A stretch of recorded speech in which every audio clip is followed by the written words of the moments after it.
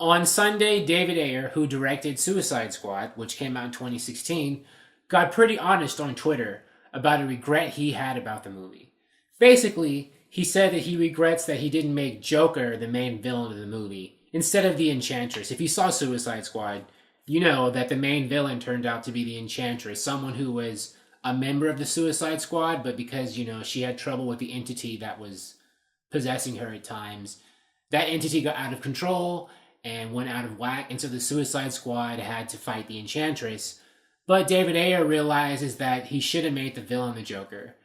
And let me read you his tweet that he tweeted on Sunday, just this past weekend. This is in response to a tweet that a fan, a Suicide Squad viewer, or someone said on Twitter. The handle is Joanno Starshine, said, "It was better than BVS," referring to Suicide Squad. "Joker should have been the villain. Throw in Riddler like Assault on Arkham from the animated universe." And David Ayer replied, and said, "Believe me, I agonize over this. Yes, Joker should have been the main bad guy." And, Suicide Squad came out a long time ago. About a little more than a year ago, right?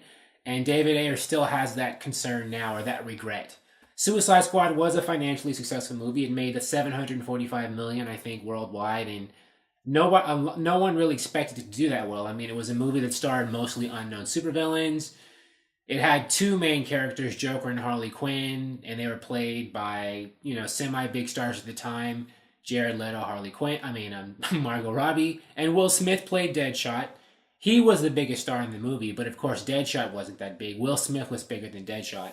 So those were pretty much three anchors of the movie. Oh, and Viola Davis was in the movie too, playing Amanda Waller. So those were like the three or four anchors of the movie. But even so, it wasn't starring, Spider-Man or Batman or anybody like that, or Wolverine. It was mostly unknown people.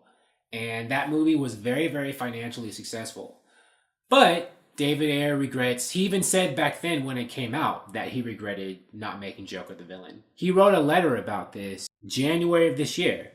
His letter's pretty long, but I'm going to read just the end of it, the part where he says that he wished Joker was the main villain. So here goes.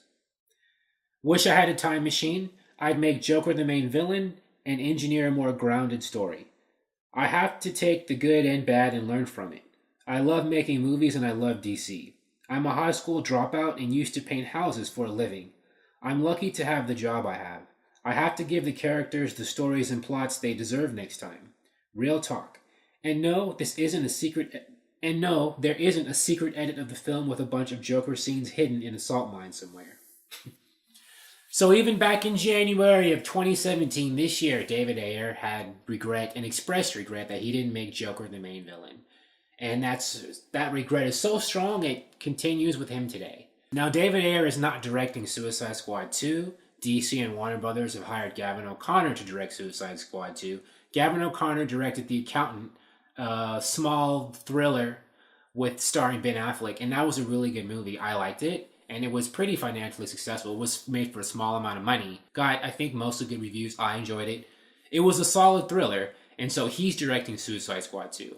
And I hope that he takes to heart to make someone a villain whom the audience is expecting to be a villain and who sees in that role, like the Joker, or someone more appropriate. I hope so.